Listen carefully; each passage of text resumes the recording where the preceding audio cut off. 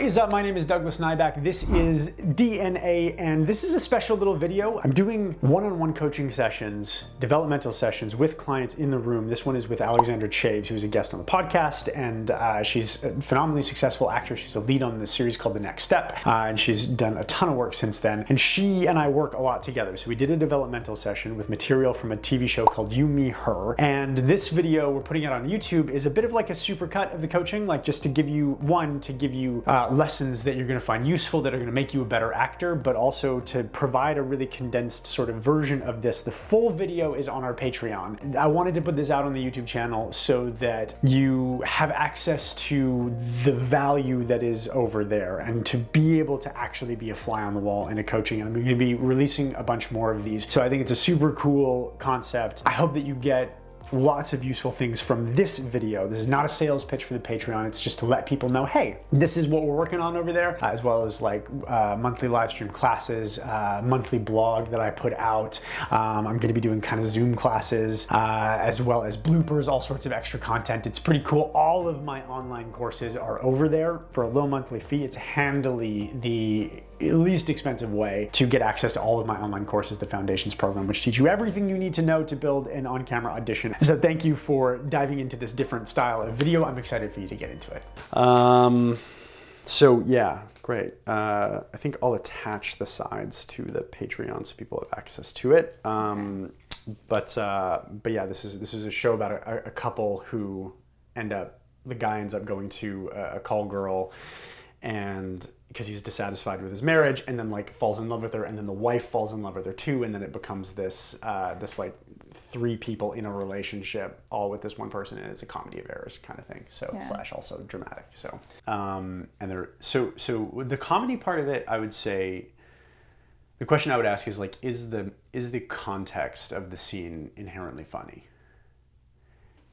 So yes, it is. Yeah, for sure it is. Bumbling dude who's never done this before, like tipsy call girl who is new to this as well. Yeah. You know, they actually do kind of like each other. Like they end up, he ends up sharing his real name with her. Like this is like all of the funny things. Like this is the television equivalent of like the dude who goes to the strip club and falls in love with the stripper. Like it is funny, and tragic in its own way, but also funny. You know. Okay. And she even says like, I've had a good time, right? Like they end up just talking. So cool. Talk to me about Izzy. Who is this girl to you? Okay, to be honest, I think my perspective shifts a little bit, knowing like better understanding that this is a newer job for her. Yeah, she's also young, right? She's young. She's your age, like ish. I think, so it's like, how long could she have been doing it? Yeah. Yeah, that's true. Yeah. Huh. I watched Anora recently, and so, loved. Yeah, it's very similar ages, like very similar. Yeah. Yeah, and like I drew some comparisons there. There are parts like I originally was like, oh well, this character just can't be anywhere near me. But there are parts of her, like there are moments when she's self-conscious. There are moments that like she genuinely, like, he calls her an emotional tourist, and like she actually cares. She cares about people. Yep. And in the second scene too, like she goes and looks after, like she's in this for the money at the end of the day, but there is she's a good person. Yeah. We only have control over what we're thinking and feeling about somebody. And very often we habituate and train ourselves to actually like not think about the fact that the other person is having the exact same experience, except their version of it with us, because it's scary. But as soon as you open yourself up to being like, all right, I accept this is a truth, then all of a sudden, you're not just the main character, like operating with main character syndrome. Like all of a sudden, the other person is equally engaged in it, and you are completely out of control in how they perceive you. And that's happening anyway. And we can either, as actors, choose to devote a tremendous amount of bandwidth to ignoring it, or just be like, f it, we ball. Yeah. Right? Cool. I love that, because in life, that's obviously something that I'm always working on, is letting go of the fact that either way, people are going to judge me, and that's not going to change how I live my life. And so it's the same in the scene. Yeah, you can't control how you're perceived. And it's also like the fact that you are always actively being perceived, just like you are always perceiving others.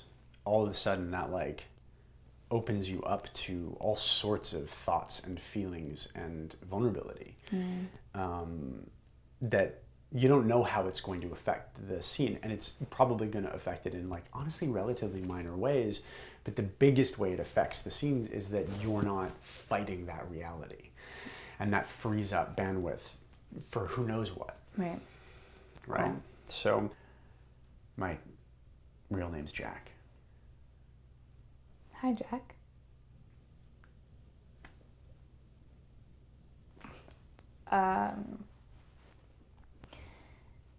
Maybe it's the light beer or craft beer or vodka or wine, but I'm pretty sure I'm not just here for the minibar. No.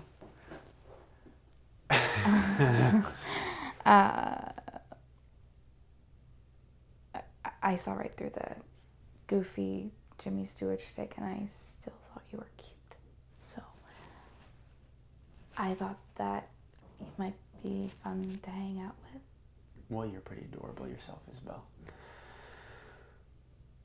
Whoa, what's wrong? My dad is the only one that calls me Isabel. Oh, okay. Reverse. You ready to forget I said that? You said that I was adorable. That's cool. God, can we just make out? God, no, sorry. You must be thinking that I'm like, gonna boil your rabbit. I don't have a rabbit. I just have a pug. I'm boil a pug. I'm not a monster. You got a cat? Do you feel how much better that got?